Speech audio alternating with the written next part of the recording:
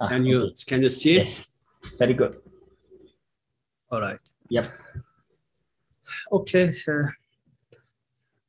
Bismillah ar-Rahman ar-Rahim. Assalamu alaikum wa rahmatullahi wa barakatuh.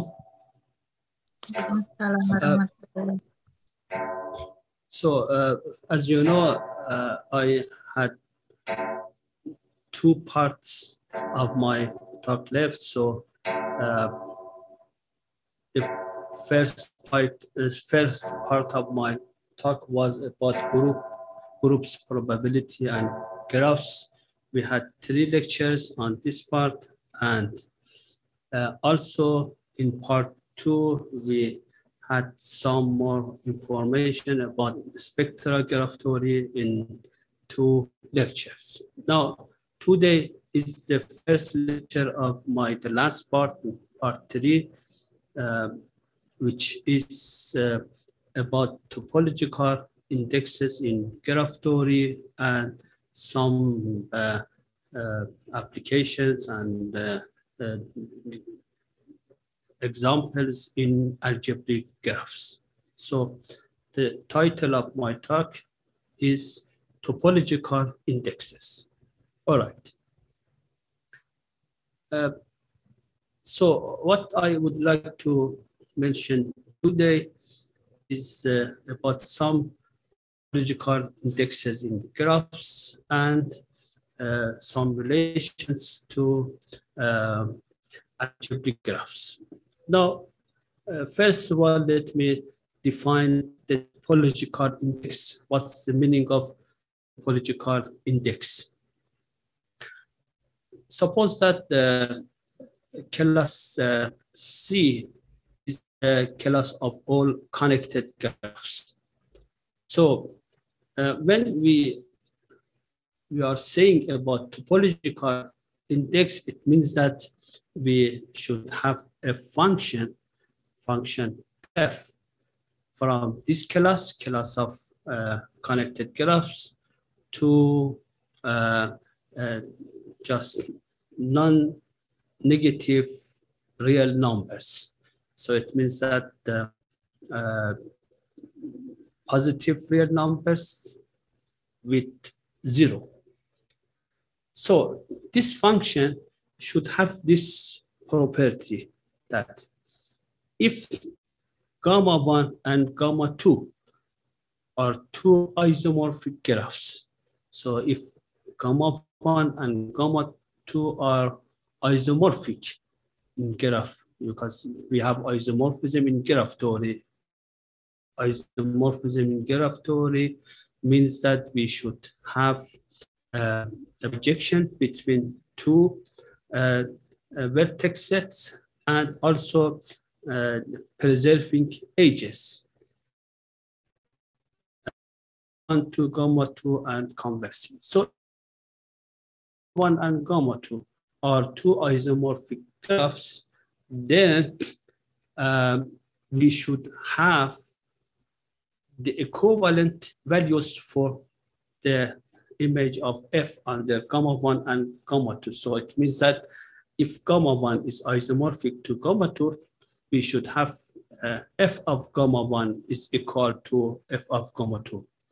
In other words, it means that if we have 2 isomorphic graphs, so their index should be equivalent, should have the same topological index. This is the definition of topological index. Now, let me give a motivation about topological index.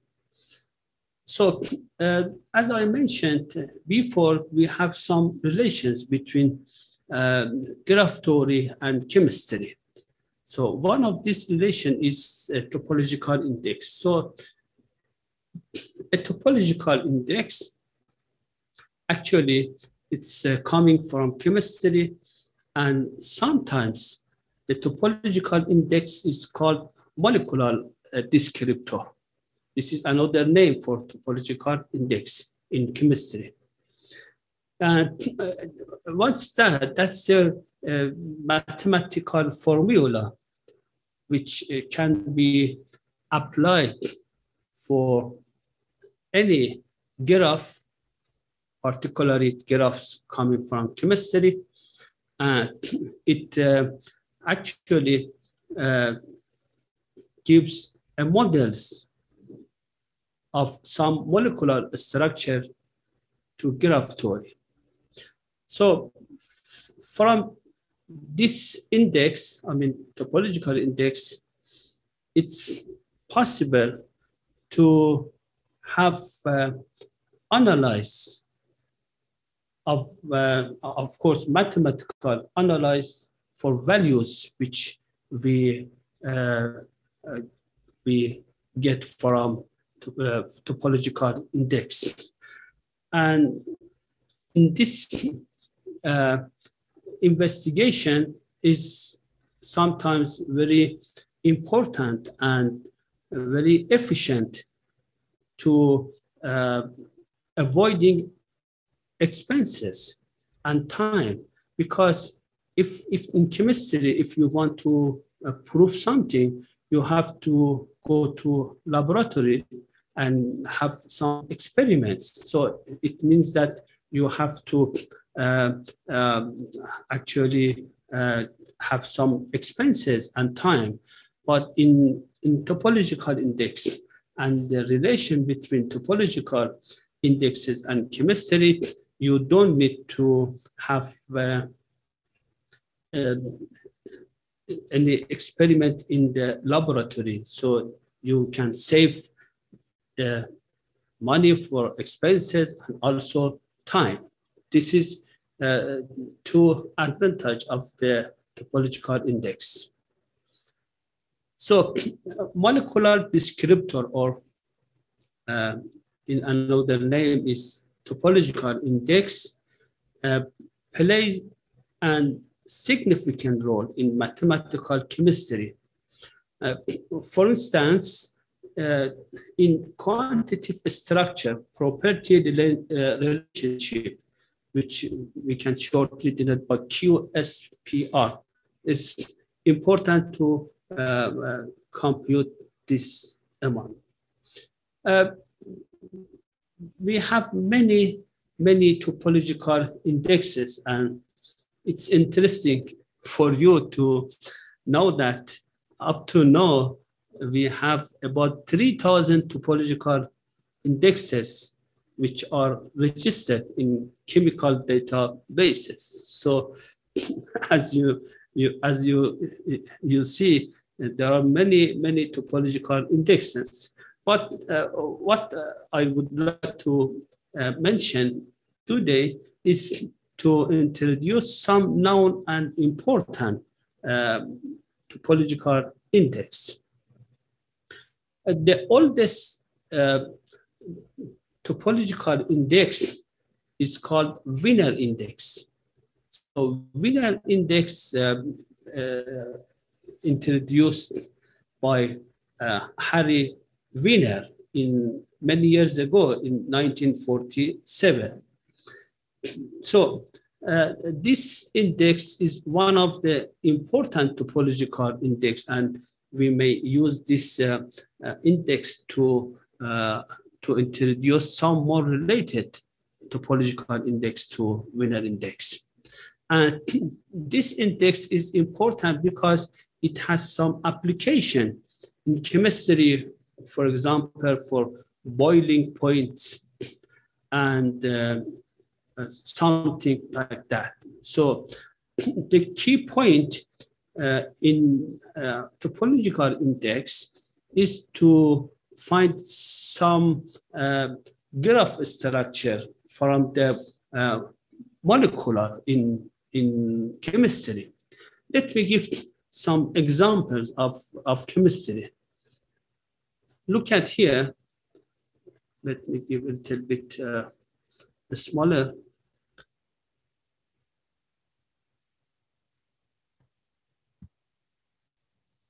So here is the structure of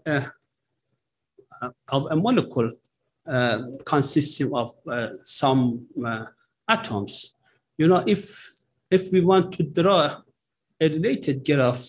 So we have a cycle C4 at the middle, and we have two pendant edges from this vertex and that vertex. So, you know, this is a molecule in chemistry, but we can give a graph structure for this one. And similarly for this, here are some something related to nano in chemistry, you know. So we may draw a related graph to this molecular structure. And the same thing for this one, right? I'm sorry that I don't have more background on chemistry, so I cannot explain what's the name of molecule and something like that. Just I want to show that the graphs coming from chemistry actually comes from the molecular structure. And also here are some more molecules. And of course, I know that this is the H2O. So that's the molecule of water. So we have two hydrogen and one oxygen. And also this is CH4. So we have one carbon and four hydrogen. I think it's must be methane. Yes, it's a methane. That's CH4. So as you know, here the graph structure is K14 is the star graph. So we have one vertex at the middle and four pendant vertices.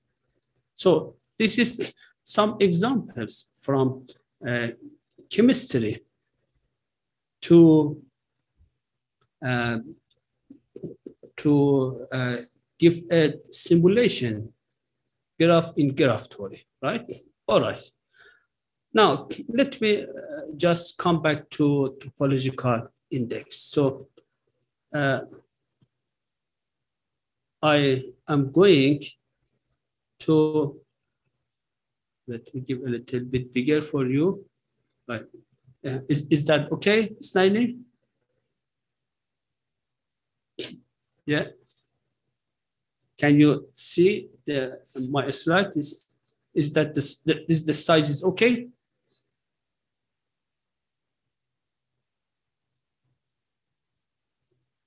Dr. Yani, is that okay, the size?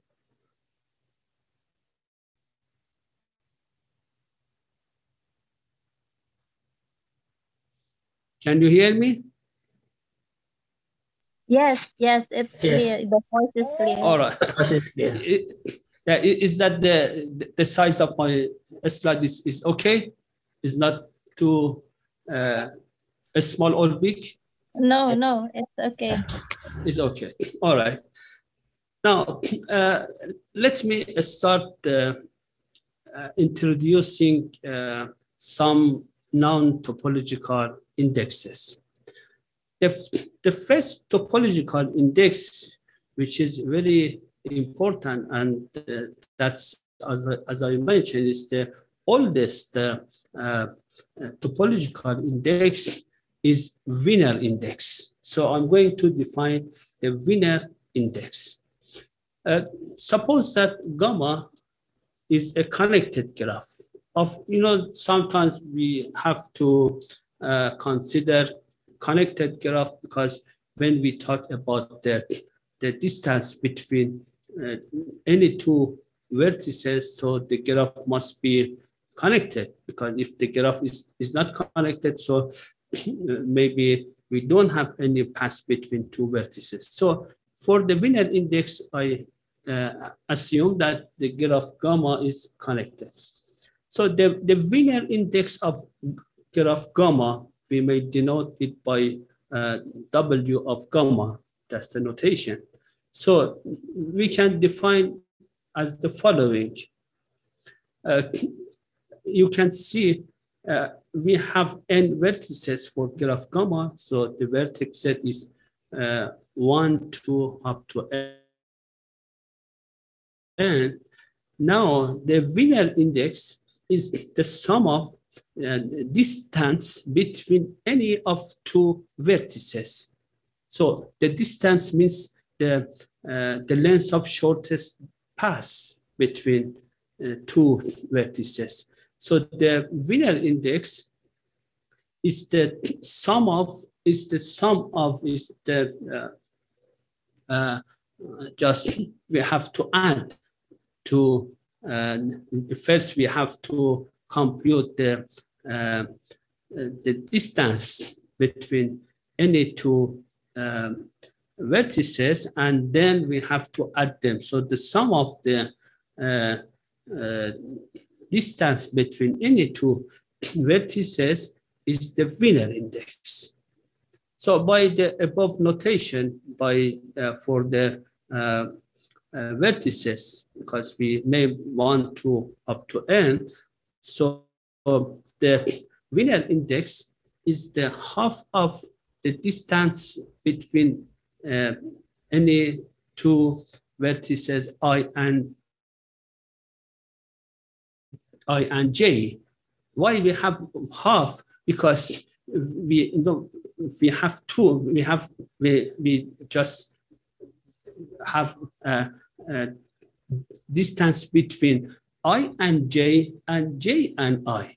So we should, by the above formula, we will add 2 times distance between I and j. So we have to divide by 2 to get the Wiener index.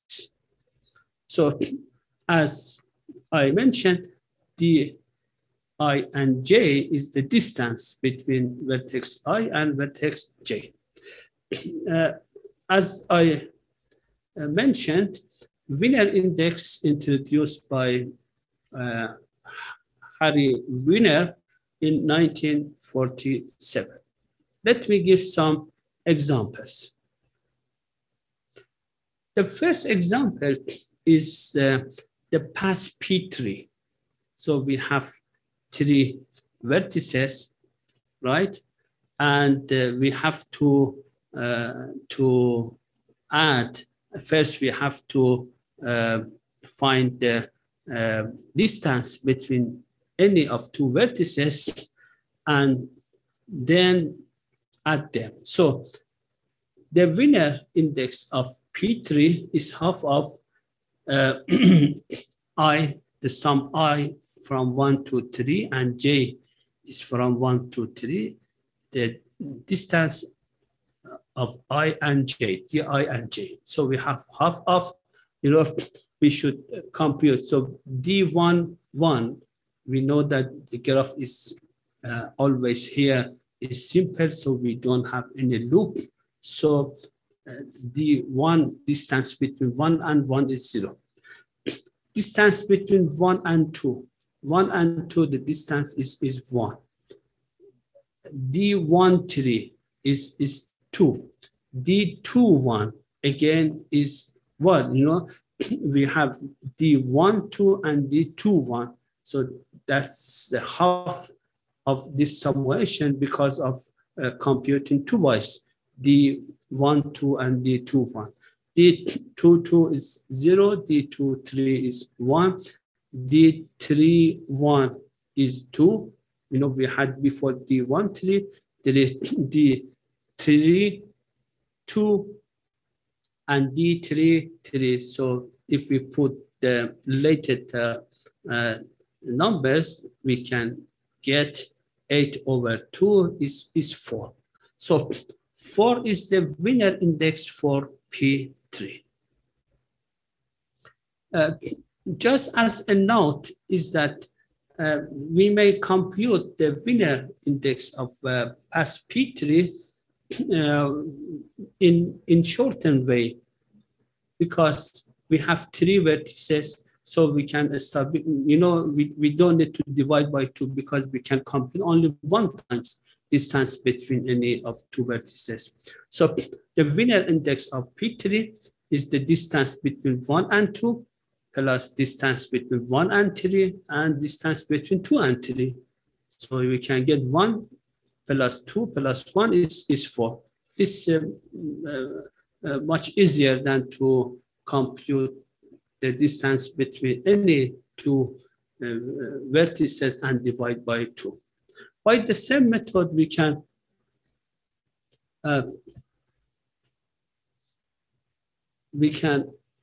compute the Wiener index for P4. So we have 4 vertices.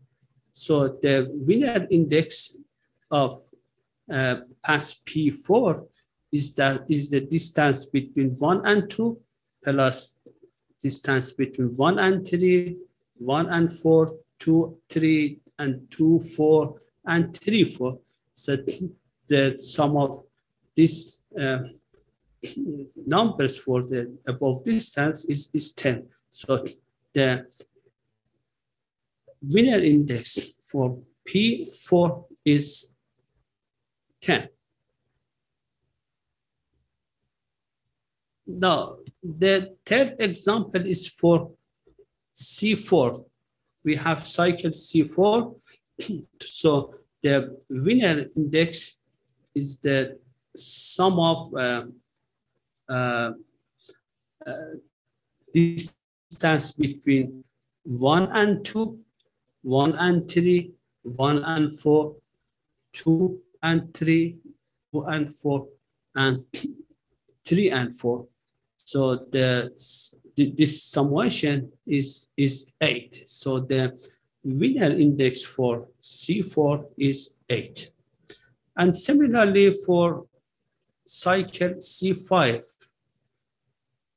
For cycle C5, the Wiener index is the sum of distance between 1 and 2, 1 and 3, 1 and 4, and 1 and 5. The plus 2, 3, 2, 4, 2, 5, 3, 4, 3, 5, and 4, 5. The point is that if you consider the distance between 1 and 3, we have two paths. The first path, which is the shortest path, is from 1 to 2 to 3. So the distance is 2, but you have to see that we have another path from 1 to 5, 5 to 4, 4 to 3. So we have 2 paths, one path of length 2 and the second path of length 3. So because the distance between the 2 vertices is the shortest path, the length of shortest path, so the distance between 1 and 3 is 2. So for the Wiener index of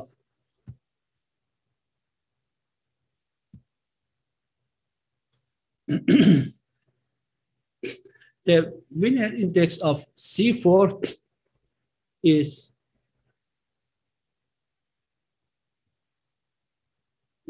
50. Now we have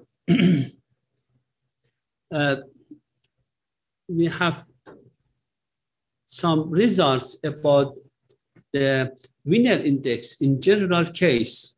So for the path Pn, for any n bigger than or equal to 2, the Wiener index is the chosen 3, the chosen 3 from n plus 1 cases. So it means that it's n plus 1 factorial divided by 3 factorial times n plus 1 minus 3 factorial. That's the general formula for the Wiener index of path Pn. And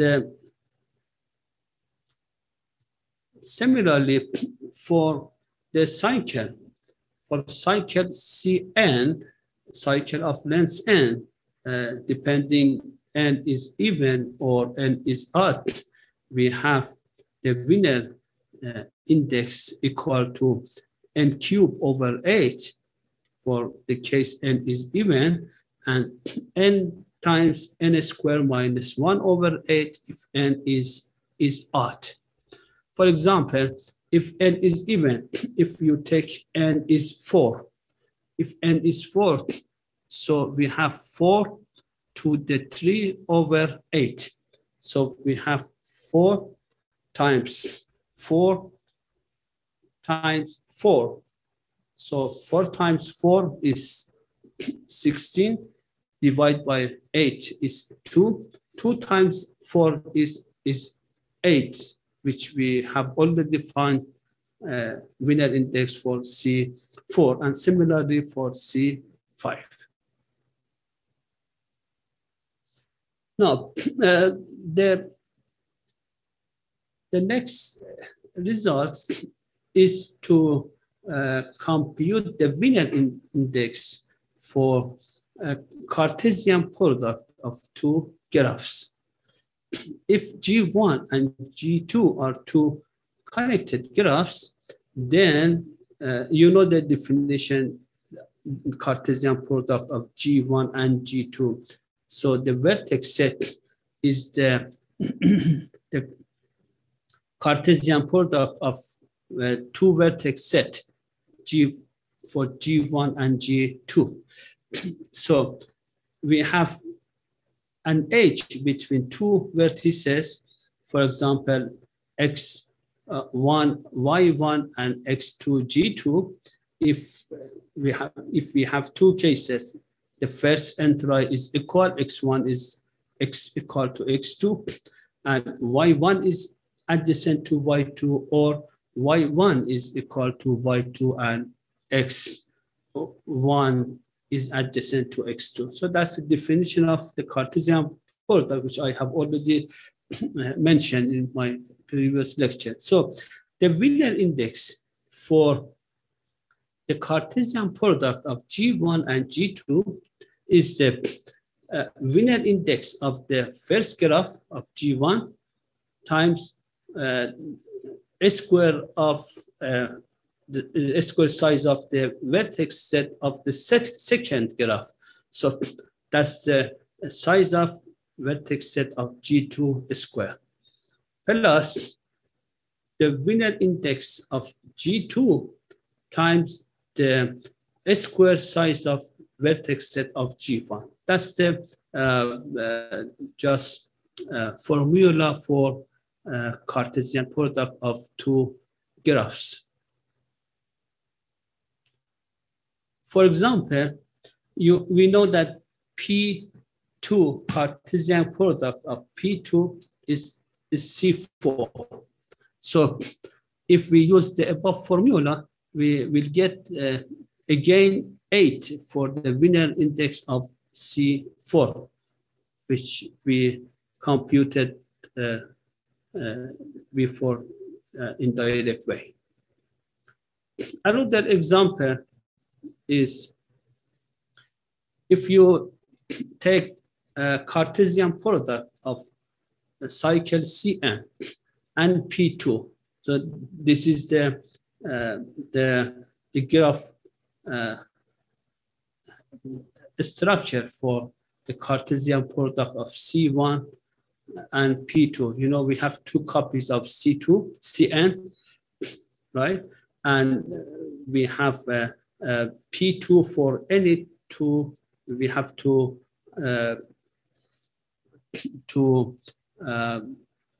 give an edge between any two related vertices of these two copies of Cn. So by the above formula, the winner index of Cartesian product of Cn and P2, depending on n is odd or even, because for the winner index of Cn, we have two cases. So the winner index of this Cartesian product is n squared plus n cubed over 2 if n is even, and n squared plus n times n squared minus 1 over 2 if n is odd. let me give two research problems. Before to give these two problems, let me give an example. So we start with the following example. So the example says that find a graph gamma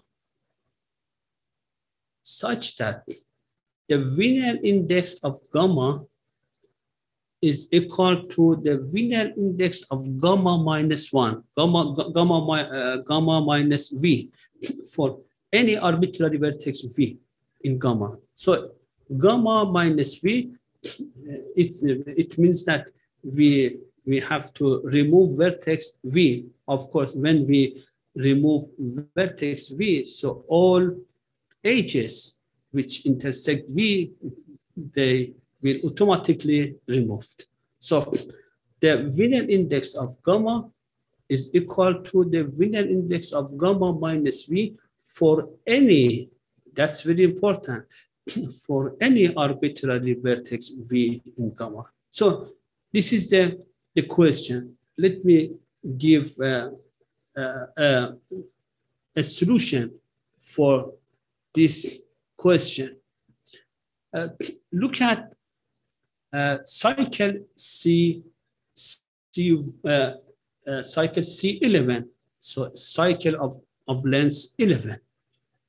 So by the formula which I gave for the Wiener index of a cycle, so here we have n is odd, so the Wiener index of C11 is 11 times 11 squared minus 1 over 8. You know, the formula for the case n is odd was n times n squared minus 1 over 8. So we have 11 times 11 squared minus 1 over 8. So that's 11 times 11 squared is 121, minus 1 is 120, and divide by 8 is 11 times 15, and it's 160 and 65. So that's the Wiener index of cycle C11. Now, if we take V as an arbitrary vertex in C1, and if we remove this vertex, so C11 minus V, so from a cycle C11, if we remove one vertex, then we will get the path P10, because we remove one vertex, so we will have 10 vertices.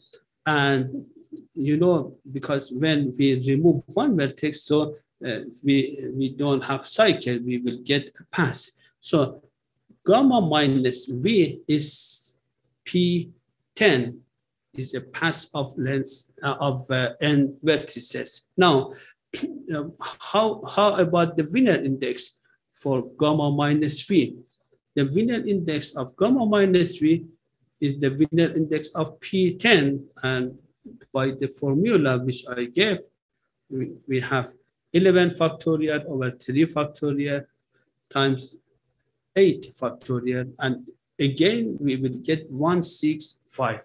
So for cycle of length 11, the Wiener index of C11 is equal to the Wiener index of C11 minus V for any vertex V in cycle C11. So it means that we have a solution for that. Now, the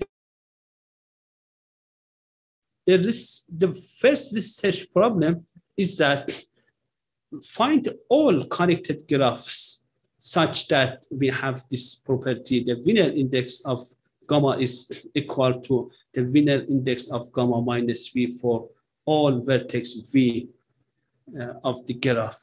So C1 is one of them. Now, how about the other graphs? can we find all such graphs with this property? So this is the question.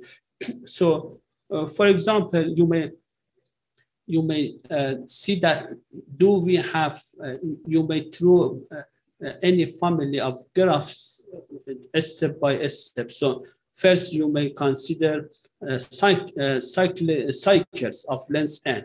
So is that only 11 for the solution of this this property, or we may have some more cycles?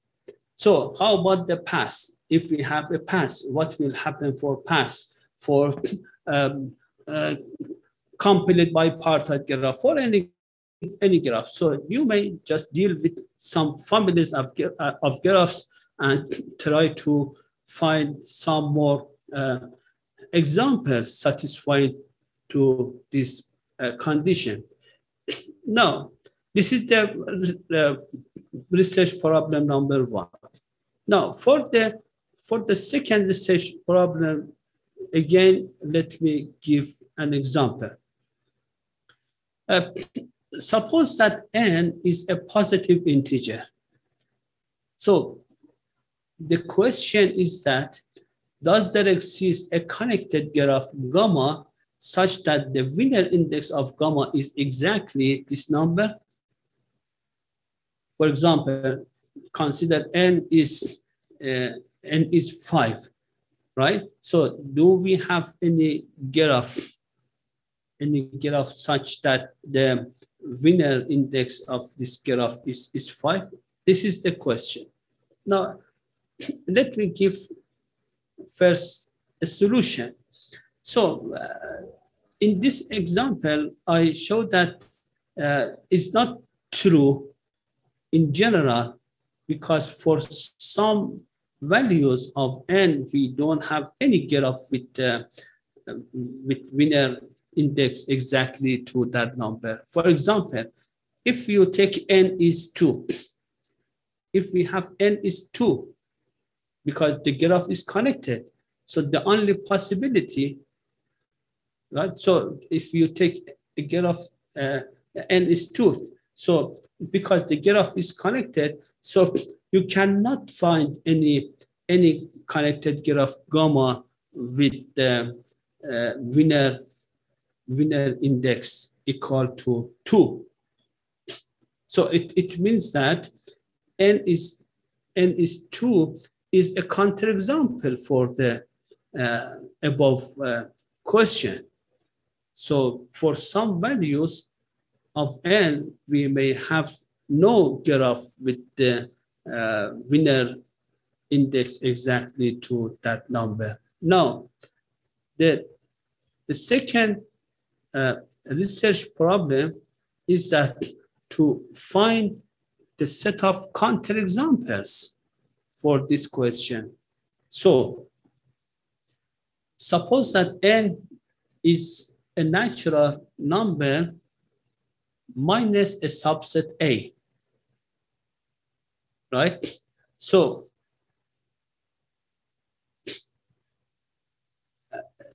for any n in natural numbers minus a subset A of n, we have this property.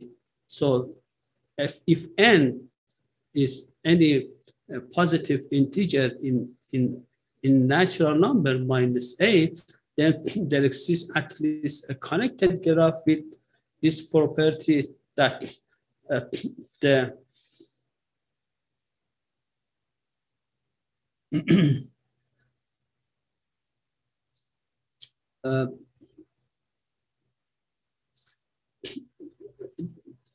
of course, we have to change this property that the winner index is n. We have to change it. The winner index of gamma is n, right? So we have to find the set of this counterexample. So the winner index of gamma is n. So we have to find a set of all content examples that if we remove this this set of content examples, right? Then we have the property that for any positive integer n, of course, n is not in the set of content example, then we have the winner index is equal to L. So we have to change gamma gamma minus V by N. This is the second research problem. Now, let me move to winner index of some algebraic graphs, because we are going to use this sort of winner indices to some algebraic graphs. The first example is the non-commuting graph of S3. So suppose that gamma S3 is a non-commuting graph of S3, that's a symmetric group on 3 letters. So as you know, the center of S3 is trivial, and so we have to remove identity from the set of elements of S3. So for the non-commuting graph of S3, we have 5 vertices, right? And as you see, we have H between any of them except 1, 2, 3, and 1, 3, 2. Because 1, 2, 3, and 1, 3, 2, 1, 3, 2 commute. And in non-commuting graph, if you take 2 vertices X and Y, then you can say that X is adjacent to Y if and only if X and Y are not commute. So this is the complete graph, K5 minus an H between 1, 2, 3, and 1, 3, 2. Now,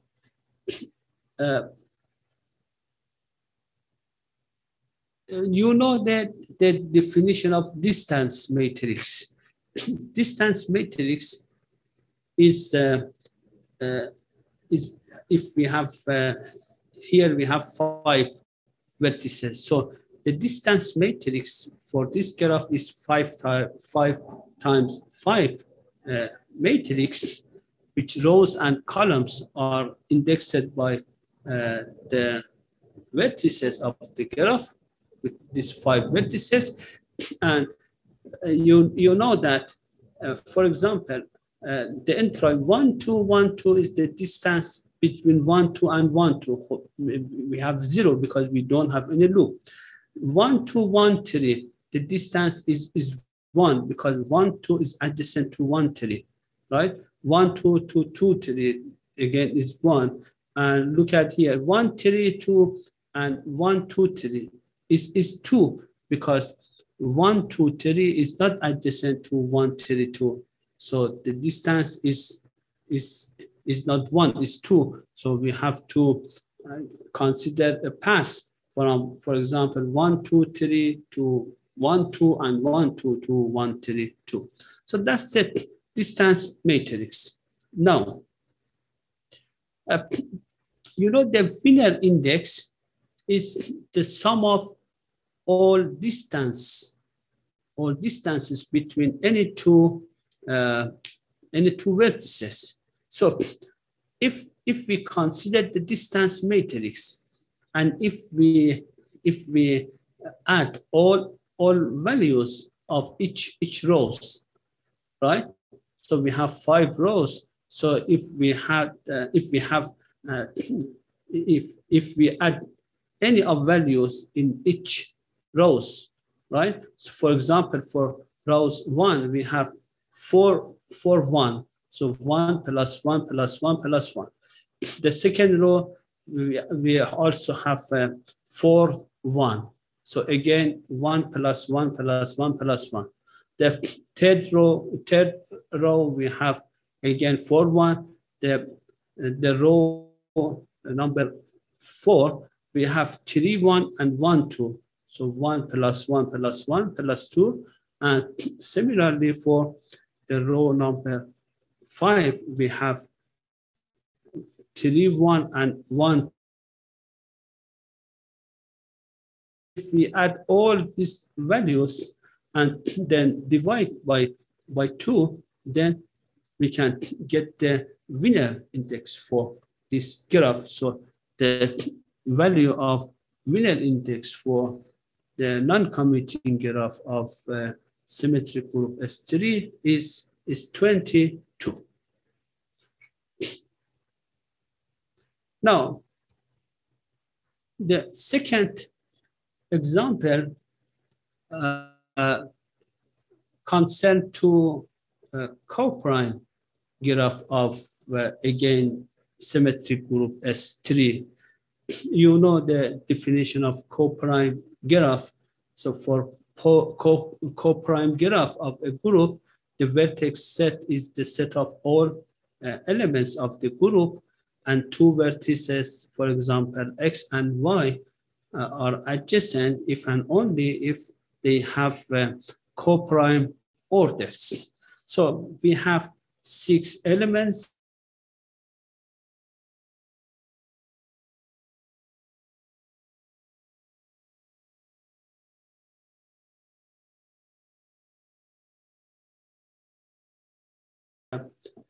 Elements, so 2, 2, 3, they have order 2, and 1, 2, 3, 1, 3, 2, they have order 3.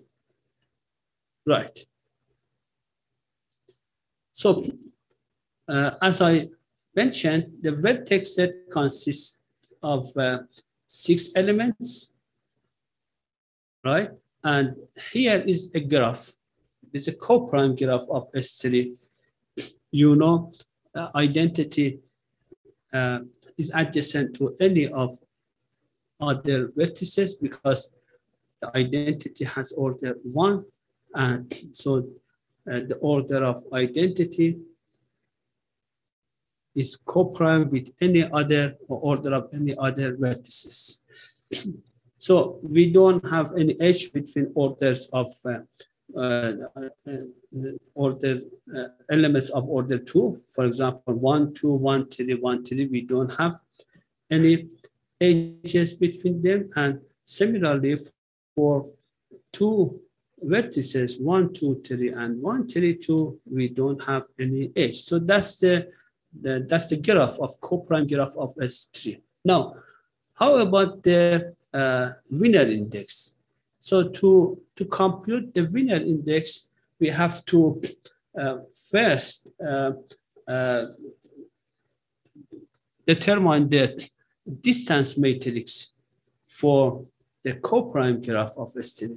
So here is the distance matrix, which is 6 by 6 matrix, right? So if we add all amounts of the rows in this matrix, right? For example, in row 1 we have 5, 1, right? And in the second row we have 1 plus 2 plus 2, 2 plus 1 plus 1 and 1. So the amount of this the amount for the the summation of all entries in this matrix is, and then divide by 2 is 90. Right. Now, you remember we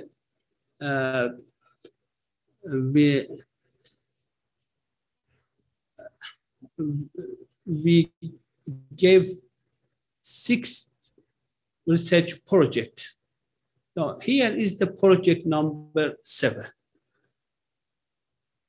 The project number 7 is to find winner index for each of the following algebraic graphs. The first is non-committing graph of groups, dihedral group of order 2 times n, that's a generalized quaternion group, symmetric group, and alternative group. And similarly, for co-prime graph of these groups, so Wiener index for non-committing graph and co-prime graph of these groups, we have to find a formula in terms of n.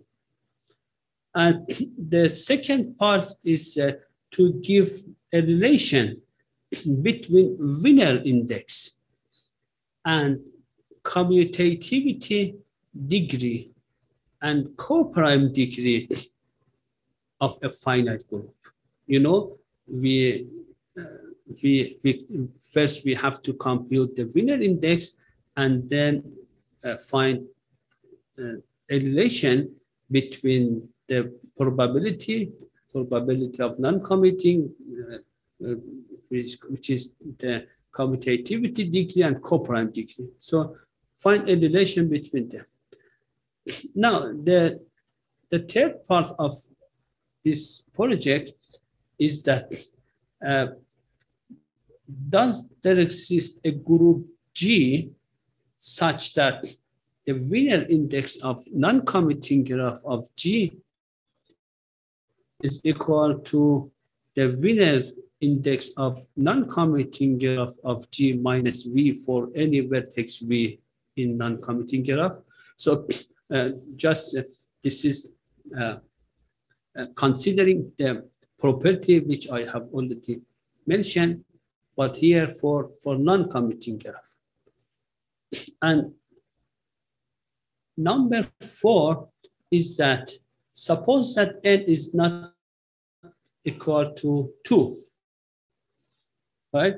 Now, does there exist a group G such that the Wiener index of non-committing graph of group G is n, right? Because for n is 2, we have a counterexample. So there is no graph, even we don't have any non-committing graph. But if we remove n is 2, how we can say for the other values of n? So is that the property and the conjecture which we mentioned before is true for non-committing graph of group G? This is the project number 7. Okay, I think Dr. Yeni or maybe Dr. Isnaini just ask any participant who are interested to join to this project under, of course, maybe some of colleagues and also myself. They are very interesting questions and projects that some of you may deal with these projects. All right. Now, let me move to the second index. The second index is called Zagreb indexes. We have 2 kinds of Zagreb indexes. The first Zagreb index and the second Zagreb. So we have two Zagreb indexes, first and second. Let me give definition. First of all, let me give a very brief history about the Zagreb index. So the Zagreb index introduced by Professor Gottman and Trinajstic, these 2 mathematicians. Gottman is a graph theorist and Trinajstic is chemist. right? So they introduced Zagreb indexes about 30 years ago. It means it's something in 1992, 3. So they introduced 30 years ago. So they introduced two topological indexes. First Zagreb index is that they denote by M1 of gamma is the sum of square degrees of any vertices. So we have to find the degree for any vertex and compute a square of them and add all a square of degrees. This is the first Zagreb index. And the second Zagreb index, they denote by M2 of gamma is the sum of, if you take any h, you know, if you have any h, so we will have two n vertices of this h. So if we compute the degrees of these two n vertices for any h, and then multiply these two degrees. So if uv is an h, and we compute the degree of u and degree of v. So the multiplication of degree u and degree v. And if we count this multiplication of degrees of any two n vertices for any h, and then compute the summation, then we will get the second Zagreb index. So that's the two kinds of Zagreb indexes. Let me give example. Look at past Pn, right? So we have n vertices. Now look at the degrees of any of vertices. For vertex 1, the degree is 1. And also for degree of vertex n is again 1 because they are pendant vertices. But for vertices 2, 3, 4 until n-1, the degrees are 2, right? So the Wiener index, the first Zagreb index for Pn is the square of degrees of any vertex. So we have degree 1 square plus degree 2 square, and so degree n square. So at degree of 1 is 1, so 1 square plus from vertices 2, 3 until n-1, we have 2 square plus 2 square, so n-2 times we have 2 square, and again 1 square for degree n. So we have 1 plus 1 plus n-2 times of 2 square. So the Zagreb index of past Pn is 4n-6. Now the second Zagreb index, we have to consider all ages. So look at Pn. So, you know, we have n-1 ages because we have age between 1, 2, 2, 3, 3, 4, and so n-1 to n. So we have n-1 ages. So what we have to do, for example, for age between 1 and 2, we have to compute multiplication of degree 1, degree 2, plus multiplication of degree 2, degree 3, and so plus multiplication of degree 3, degree 4, and so on. So the second Zagreb index, if we compute them, because we have 1 for degree of 1 and n, and for the others we have degree 2. So we have 1 times 2 for the first edge, and for the last edge again we have 2 times 1, and we have n minus 3 times 2 times 2, because the number of edges is n minus 1, right? So we have 2 plus, that's the n minus 3 times 4 plus 2, which is 4n minus 8. So that's the second Zagreb index for PM. Now, how about for CN? Well, for CN, it's very easy because CN is a regular, is a 2 regular graph.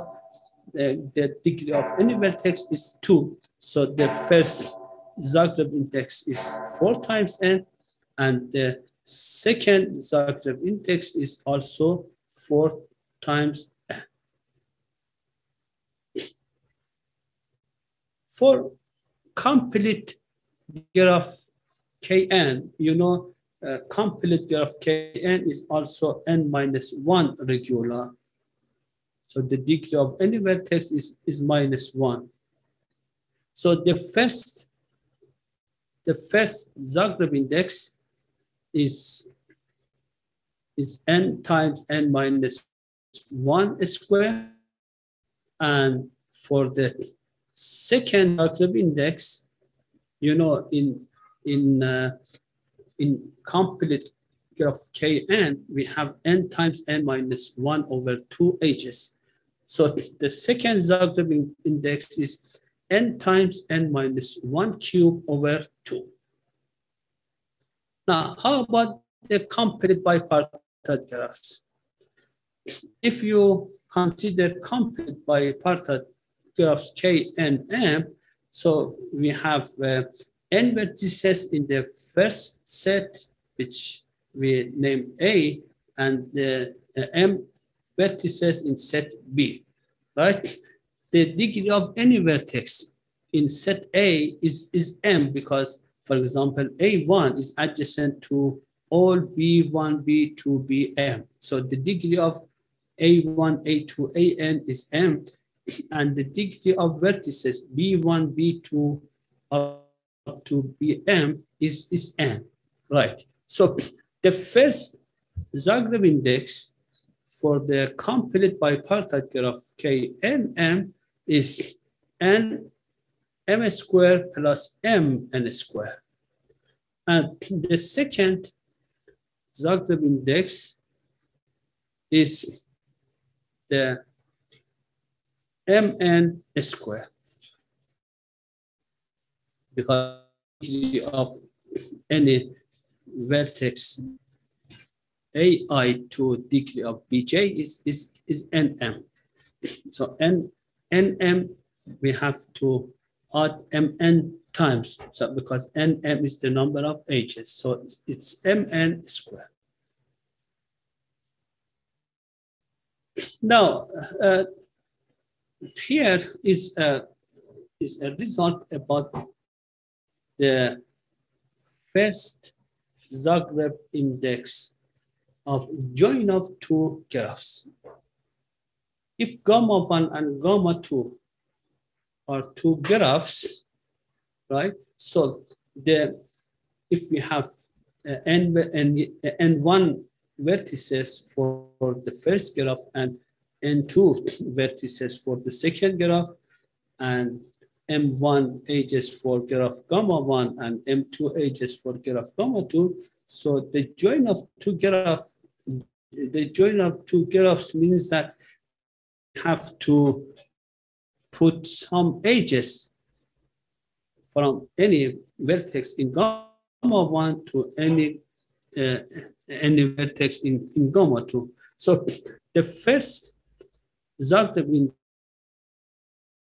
of join of two graph gamma 1 and gamma 2 is this formula. So is the Wiener index of gamma 1, first Zagreb index of gamma 1 plus first Zagreb index of gamma 2, and plus here is the number of vertices of gamma 1 times the number of vertices of gamma 2 square plus the number of vertices of gamma square times the number of vertices of gamma 2 plus 4 times the multiplication of number of vertices of gamma 1 and number of edges of gamma 2 and number of vertices of gamma 2 and number of edges of gamma 1. This is the first Zagreb index for join of two graph.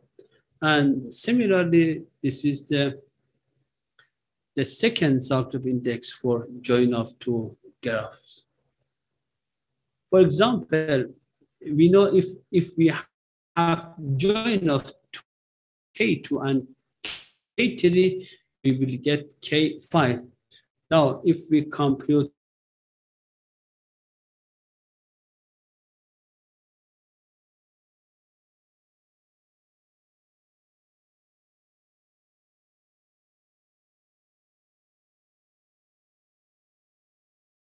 and get the we have some lower bounds for the first and the second Zagreb index of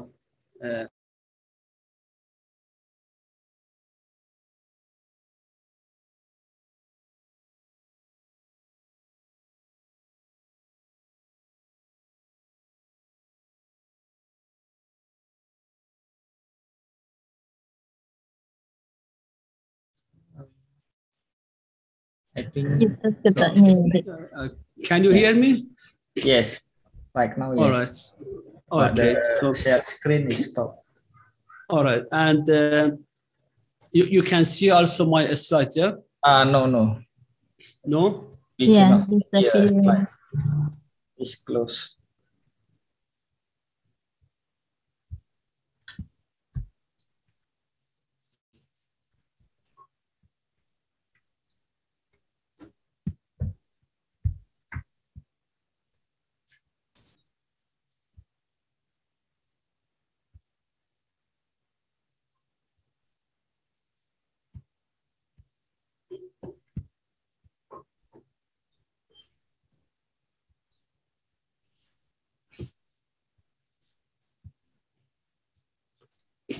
Right, so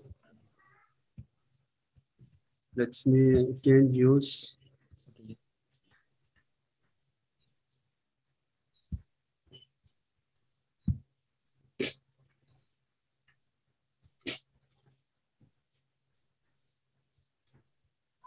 so can you see now? Yes. Yes. All right. Okay, so this is two lower bounds for the first and the second Zagreb index of graph gamma with n vertices and m edges. So the first Zagreb index is at least 4 times m squared over n. M is the number of edges.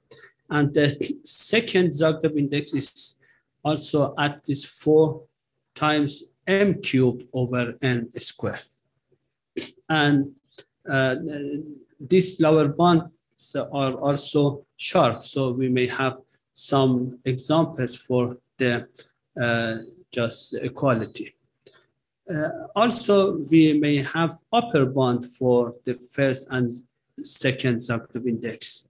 So if we again consider graph gamma with n vertices and m edges, so we may have a lower, an upper bound m times 2 times m over n minus 1 plus n minus 2 as an upper bound for the first Zagreb index, and for the second Zagreb index, of course, you know, the upper bound for the first Zagreb index is also sharp. We may have equality for these two graphs. And for the second Zagreb index, we have m times root 2m plus 1 over 4 minus 1 over 2 square. And we also have equality in for some graphs. So this is lower bounds and upper bounds for the first and the second Zagreb index. Here is a relation between first and the second Zagreb indexes. So if we have n vertices and m edges for a graph, so we have this inequality. The first Zagreb index over the number of vertices is less than or equal to the second Zagreb index of gamma over the number of edges. And we have equality for this inequality if graph is regular. Now, we define, as you know, I defined the first and second Zagreb index. Now, I'm going to define Zagreb matrices. So we have two kinds of Zagreb matrices. First Zagreb matrix and the second Zagreb matrix. Let me define the first Zagreb matrix. Assume that gamma is a graph. We have n vertices. The vertex set is 1 to up to now. And the first Zagreb index of graph gamma we may denote by Z1 of gamma. And it's n times n matrix, which rows and columns are indexed by the vertices, and the entry xij for row I and column j. So xij we can define if ij is an edge in graph gamma, xij is the degree of vertex I plus the degree of vertex j, and otherwise we may put 0. This is the first Zagreb index. And for the second Zagreb index, again, it's n times n matrix indexed rows and columns by vertices 1 to up to n. And if the entries I, y, I, j, if I is adjacent to j, so it means that if ij is an edge, so the entry y, ij is the multiplication of degree of I and degree of j. And for the other cases, we may put 0. Let me give example for the first and second Zagreb matrices. Suppose that gamma is the graph. As you can see, we have 4 vertices and we have 5 edges. So the degree of vertex 1 and 3 are 2, and the degrees of 2 vertices 2 and 4 are 3, right? Now, look at the first Zagreb index. So the first row, 1 and 1, because we don't have edge between 1 and 1 is 0. 1 and 2, 1 and 2, we have an edge. So the entry is the sum of degree 1 and degree 2. Degree 1 is 2 and degree 2 is 3. 2 plus 3 is 5. So 1, 2 is 5. 1, 3. 1, 3, we don't have any edge, so it's 0. But 1, 1, 4. 1, 4, we have an edge. No, the sum of degrees 1 and 4, because 1 plus 3 is 4. 2 plus 3 is 5. So 1, 4 is 5. And similarly, for example, 4, 2, right? 4, 2. 4, vertex 4 is adjacent to vertex 2.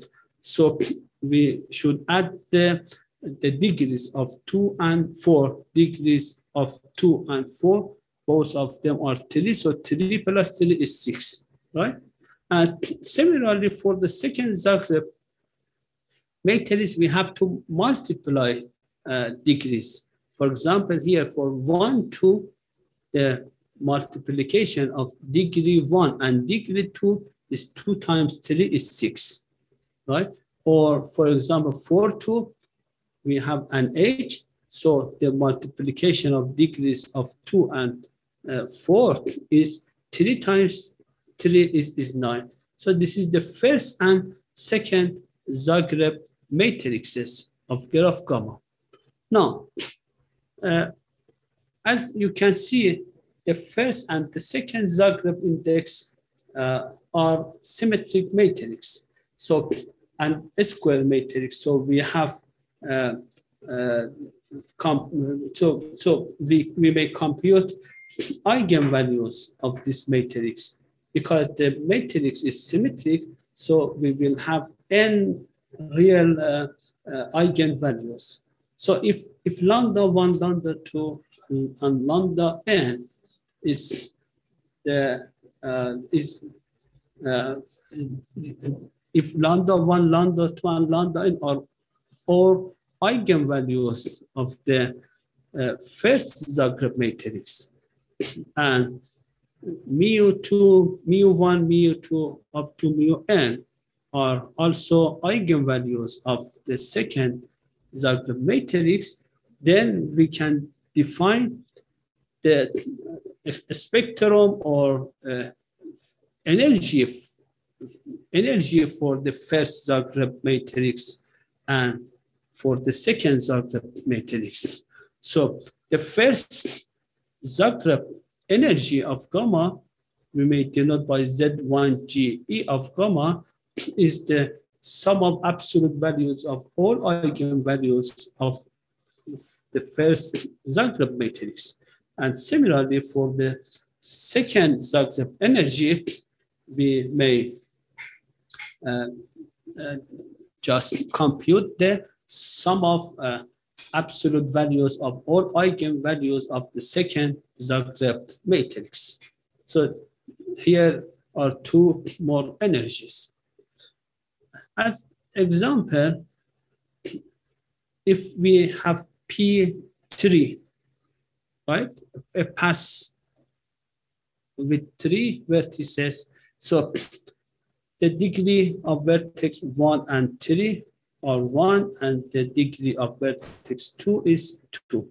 Here is the first Zagreb matrix of P3 and the second Zagreb index of P3. And that's the eigenvalues of this first Zagreb index and the second Zagreb index, Zagreb matrix of P3. So we have 3 eigenvalues for the first Zagreb matrix of P3. We have 0, 3 times a square root of 2 and minus 3 square root of 2. And for the second Zagreb matrix, we have also 3 eigenvalues. So the energy, the first Zagreb energy of P3 is 6 times root square of 2, and the second Zagreb energy of P3 is 4 times root of 2. So that's an easy example for the energy of the first and the second Zagreb matrices. Now, let me move to, again, algebraic graphs. Suppose that gamma D8 is the non-commuting graph of dihedral group of order 8. So we have 8 elements for dihedral group of order 8. The center of dihedral group of order 8 consists of 2 elements, identity and A square, and the vertex set by definition of non-commuting graph is the group G minus the center. So D8 minus the center of D8 consists of 6 elements, A cube, B, AB, A square B, and A cube B. Here is the graph, and we will have 12 edges. We can see that the graph is 4 regular, so the degree of any vertices is 4. So the first Zagreb index is the sum of a square of any the square degree of any vertex.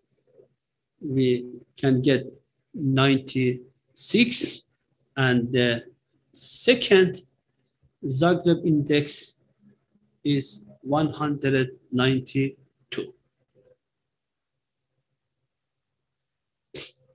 Right. And now it's interesting to find the first and the second Zagreb index of non-commuting graph in general. You know, I'm going to find a formula for the first Zagreb index of non-commuting graph. So suppose that G is a finite non-abelian group, gamma G is a non-commuting graph of G, so the vertex set is G minus the center, and we know that the degree of any vertex in non-commuting graph is order of G minus the order of centralizer of X and G. You know the definition of centralizer of X in G. The definition is that the centralizer of X in G is the set of all elements like Y, which Y and X are commute. Because we have a non-commuting graph, so we are going for the vertices which are not commute. So the degree of vertex X is order of G minus the order of centralizer of X. And you know the commutativity degree. The commutativity degree is 1 over order of G squared, the sum of order of centralizers. That's a corollary of the formula which we introduced, the commutativity degree. So we by this formula for the commutativity degree, so order of G squared times the commutativity degree is the sum of order of centralizers of any elements in G. So if we split X into cases, X is in the center and X in the G minus the center, then we can get order of G times order of the center, because if X is in the center, the centralizer is the whole group. So the order of centralizer is order of G, and the number of X is the number of vertices in the center. So we have order of G times order of the center plus the sum of order of centralizers for elements in for non-central elements. So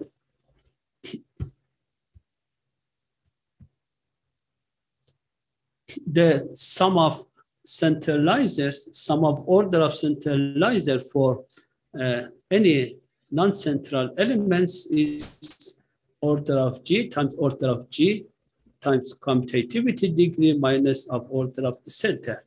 Now, let me compute the first Zagreb index for the non-commuting graph of any group. So the first Zagreb index is the sum of a square of degrees of any vertices in non-commuting graph.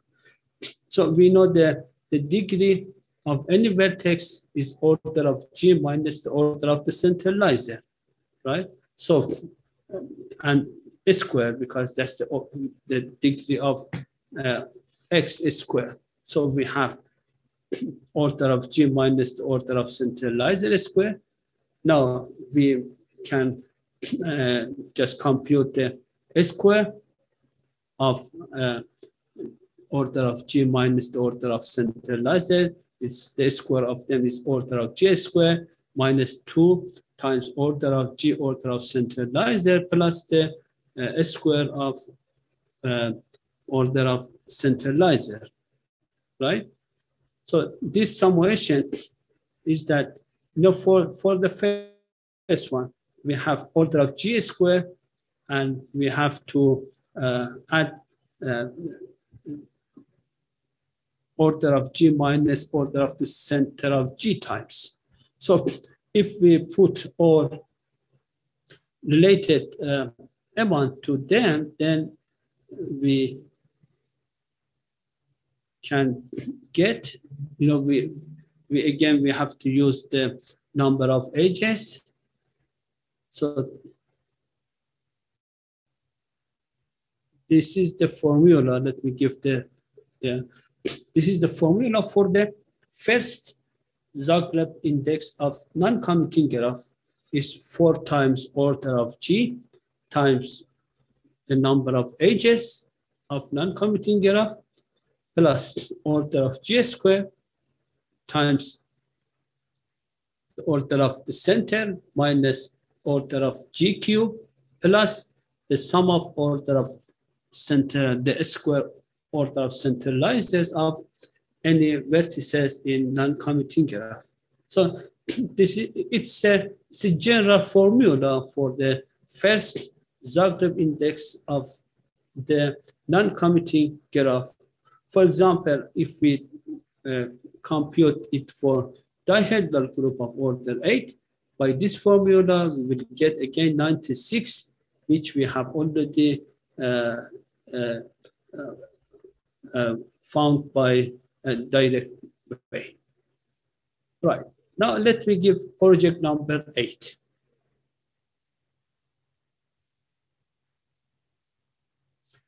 So project number 8 consists 3 parts. A non-commuting graph. Suppose that gamma G is the non-commuting graph of G.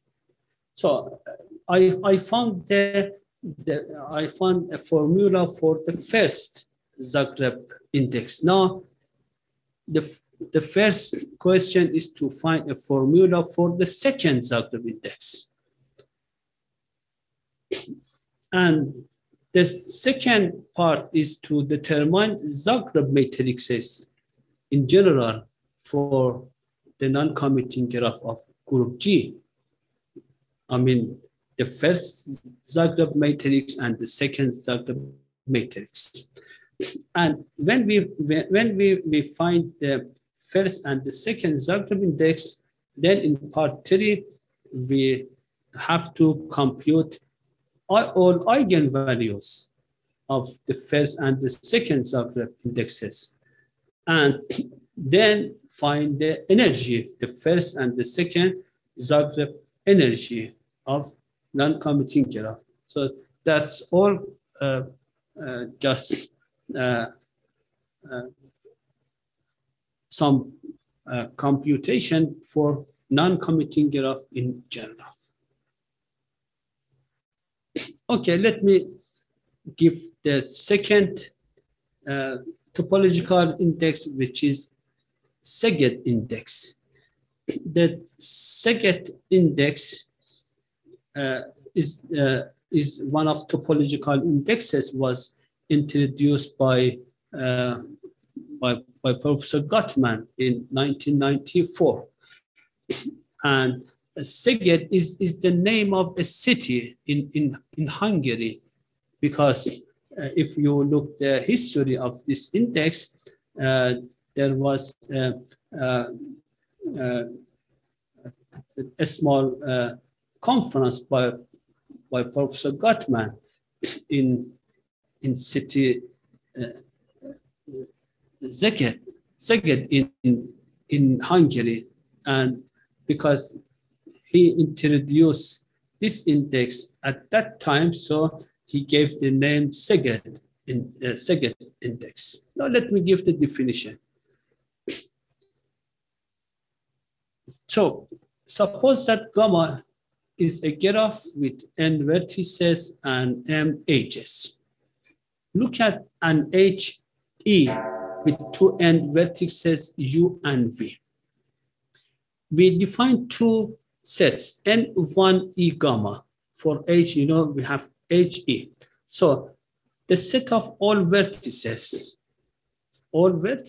such like W, such that the distance between W and U is less than to the distance between W and V. So it means that N1E and gamma is the set of all vertices which are closer to U than V, which are strictly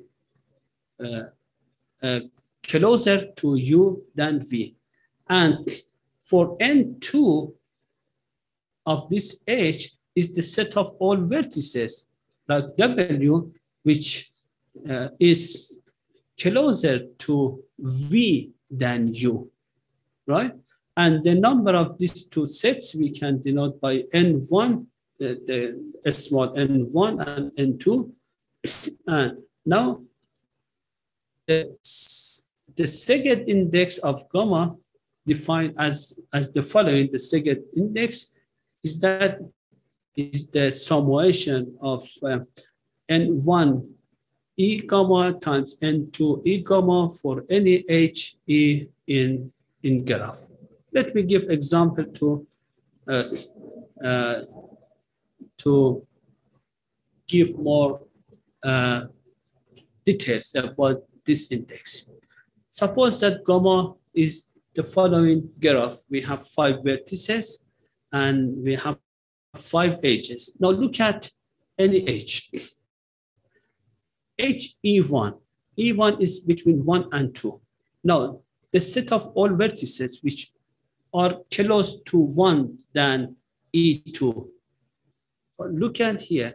If, for example, if you take 4, the distance between 4 and 1 is 2, but the distance between 4 and 2 is 1. So 4 is close to 2 than 1. The only vertex which close to 1 than 2 is only 1, because the distance between 1 and 1 is 0. So this set is 1. And the set of all vertices which are close to 2 than 1 consists of all other vertices except 1, because 2, 3, 4, 5. For example, 3, the distance between 3 and 2 is 1, but the distance between 3 and 1 is 2. So 3 is closer to 2 than 1. So the number of these two sets, the first set we have 1 vertices, and for the second one is 4. And similarly, we may compute for any other edges. For example, for E2. E2 is 2 to 4. Let me explain. 2 to 4. So we are going to find all vertices which are close to 2 than 4. One of these edges is 1, because 1 is close to 2. 1, the distance between 1 and 2 is 1, but the distance between 1 and 4 is 2. So 1 is closer to 2. And also 2 itself is closer to 2 because it's 0. And the distance between 2 and 4 is 1. So the set of all vertices which are close to 2 consists of just 1 and 4. And the distance 1 and 2 and the vertices which are close to 4 than 2. You know, 3 has the same distance between 2 and 4, because the distance between 3 and 2 and 3 and 4 is equal, is 1. For vertex 5 also has the same distance between 5 and 2 and 5 and 4. So the only vertices which is close to 4 is exactly 4, right? So we have 2 vertices for the first set and the 1 vertex for the second vertex. So similarly for other edges, we may compute these 2 sets. So the Szeged index of gamma is the sum of multiplication of any size of any of these 2 sets for all edges. We have 5 edges, so I computed, and the Szeged index of graph gamma is 16. And similarly, we may compute for C4. Look at for C4, for example, E1. E1 is between 1 and 4. So where all vertices which are close to 1 than 4 is 1 and 2, because 1 is close to 1 and 2 is close to 1 than 4, because the distance between 2 and 1 is 2, but the distance between 2 and 4 is 2. So the Szeged index for the cycle C4 is 16 here. For C5 also I computed the Szeged index, and it was 20. And here are some results about the Szeged index for the join of 2 graphs, gamma 1 and gamma 2. Here is the formula for the Szeged index of join of 2 graphs, and also it's another formula in the case that gamma 1 and gamma 2 are K regular and triangle free. They don't have any vertices. And here is the Szeged index for the Cartesian product of 2 graphs, gamma 1 and gamma 2, and also for the for disconnected graphs with K components. The Szeged index is the sum of Szeged index for each parts. Now let me give 2 research problems. The first problem is that looking for all graphs with the same number for Szeged index and Wiener index. So when the Szeged index and Wiener index are the same, for example, here is gamma is a 3, then the Szeged index and the Wiener index are the same. The second problem is that if gamma is a connected graph with n vertices, then we have a lower bound for the Szeged index. So the Szeged index of graph gamma, gamma is an arbitrary, is less than or equal to the Szeged index of complete bipartite graph Kn over 2 and n over 2, if n is even and n minus 1 over 2 and n plus 1 minus 2 if n is an odd. Okay, I think for today is enough. So in the second lecture, it's not next week. I think Next week. Yep. The next week From now. we will continue about the some other topological indexes. The first one is Hosoya index. Hosoya index coming from a Japanese chemist, and I will explain it later in the second lecture. Okay, thank you very much. So I'm available for any questions or comments. Okay. Thank you very much, Professor Fania. So yeah, I just get a message from Professor Indah because she is now in Turkey and on the way to airport, so she cannot join for today. Okay, thank you. I hope to have a safe flight. Yeah. Okay, maybe any question or comment?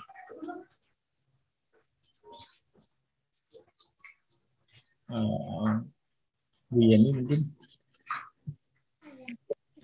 Yeah. Thank you, Professor Evan, for your explanation on some topological indices, index. Yeah. And for a calligraph that I am currently working with you, actually. Yes. We also consider this, yeah.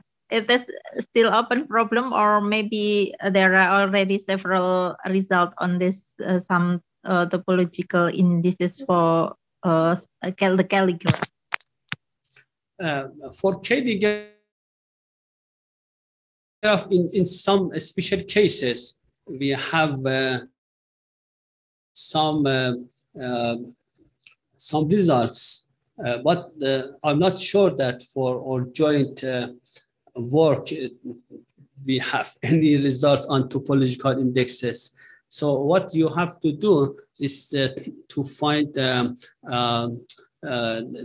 first, to find the degree of any vertex, because we need the degree of any vertex. And, you know, we have many topological indexes.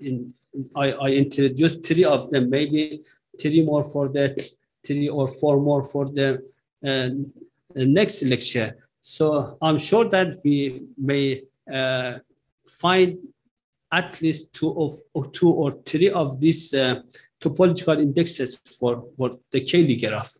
So I'm not sure that the Wiener index is somebody has already done or not. But I don't think to find any topological indexes for calligraph in a special case which we have deal with them, because as you remember, we are talking about the calligraph for just, I think, for P group. I'm not for cyclic P group or any P group. And with the S consists of elements of P square or PQ or something like that. So I will check, but I don't think to have such results for this Wiener indexes. So we may do about some these topological indexes for our graph as well. Yeah. Okay, thank you, Professor. As I see the definition of Zagreb index, the first Zagreb index for calligraph we consider is quite clear, as the calligraph is regular, okay. Because the degree of the calligraph, the calligraph is regular. Yeah, so the first Zagreb index is the size of is the order of G, is the size of vertex set, is the order of G times order of S square. Yes. The regularity. Because yes, because the degree, yes. In sometimes, for some of these topological indexes, well, it's obvious, but we have some more. For example, if you consider the Zagreb, the Szeged index. Szeged index is not so easy, so you have to know about the ages. Yeah. So yeah. So the point is that you have to know what kind of ages actually we have, and so for Szeged index and also for Hosoya index, which I will introduce in my next lecture, is much interesting to find that.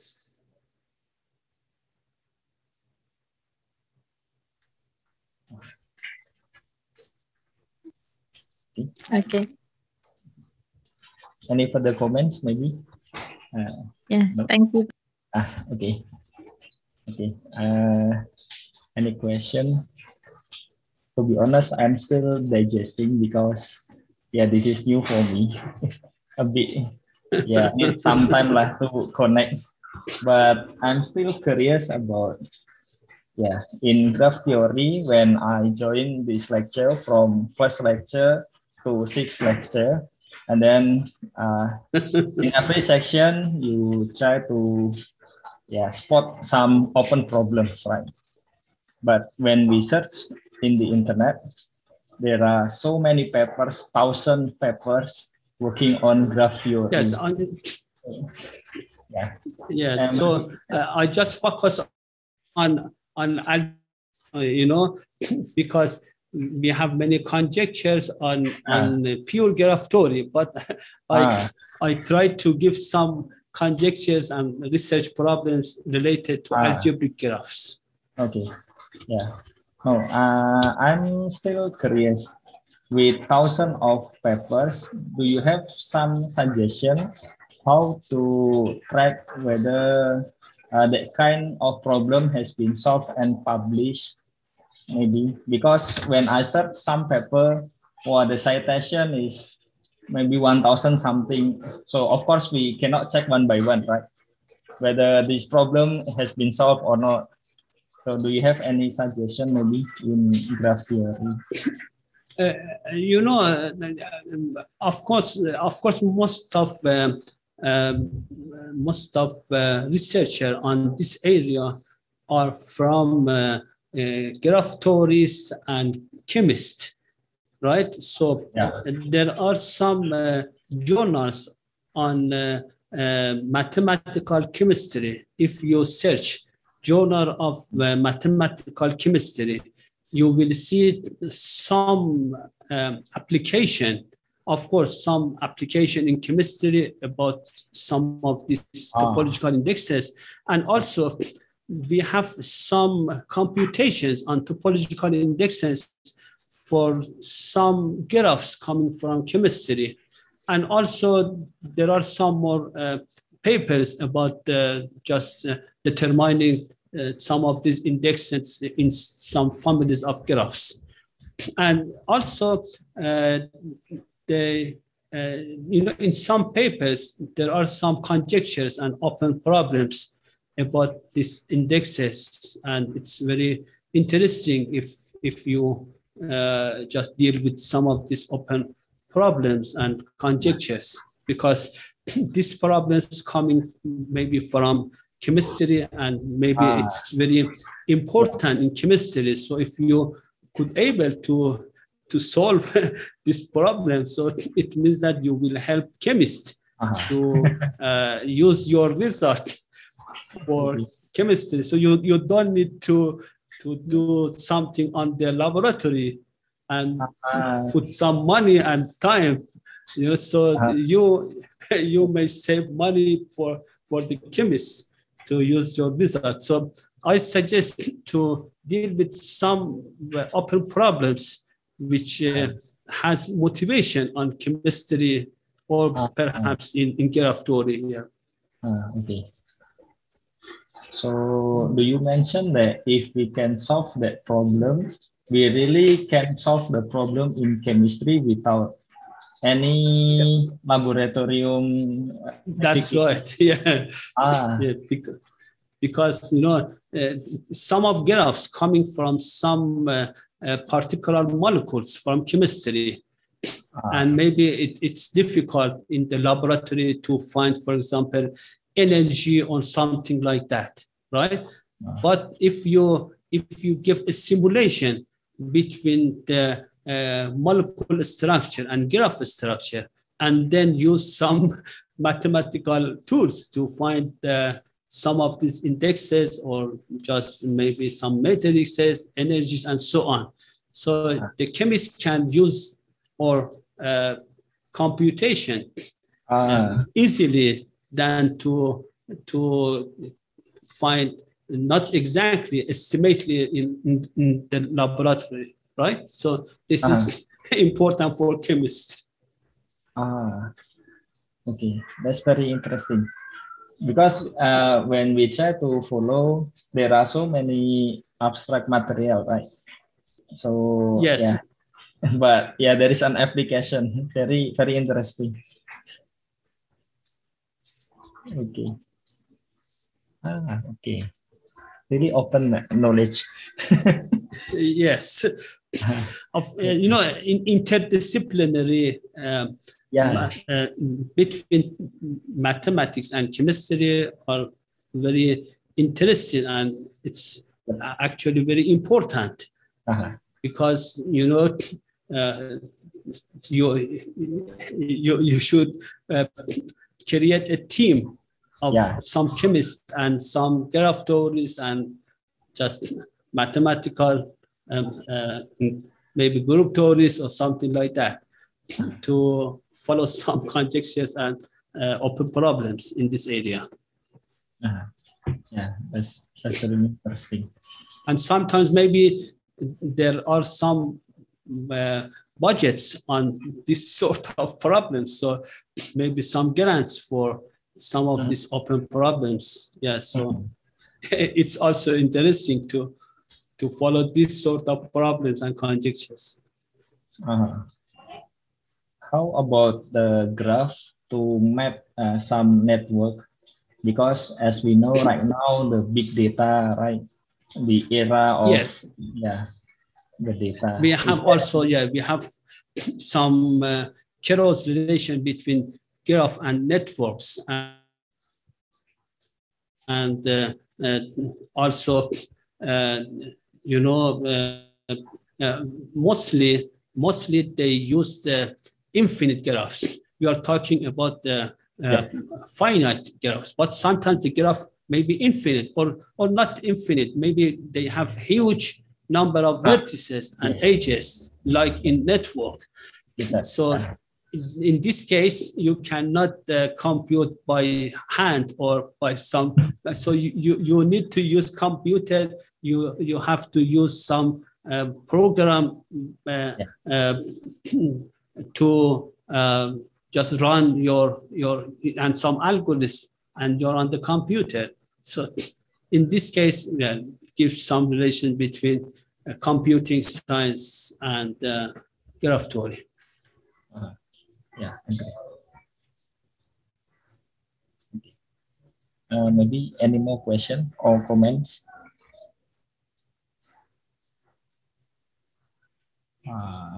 No more.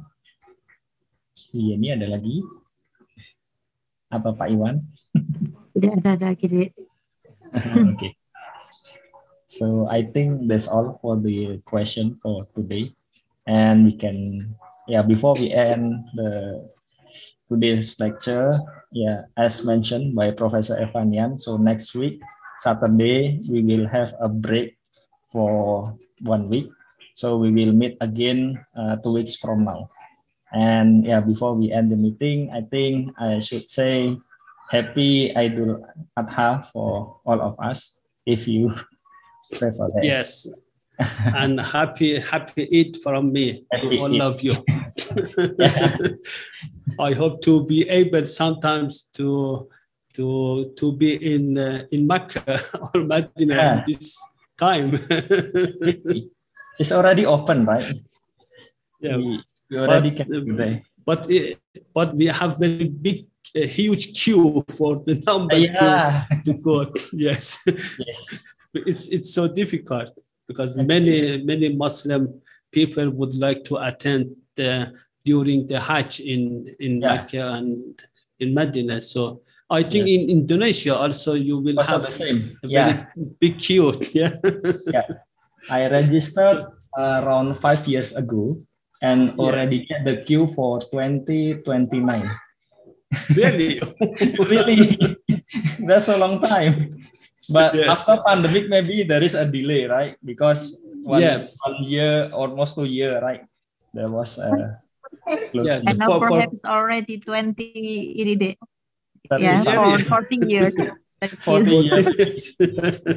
For registration, for recent registration. Yes, we have the same situation here, and unfortunately last year and the year before that, because of coronavirus, so we have two more years delay because of that, you know. That's it. Right now we are still thinking about the older one, because if they register, then they will not have time to go. Yes. But same problem.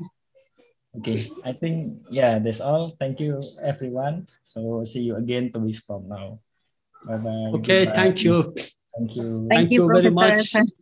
All right, thank you very much. So I hope to meet all of you in the next the week after next week. Next week.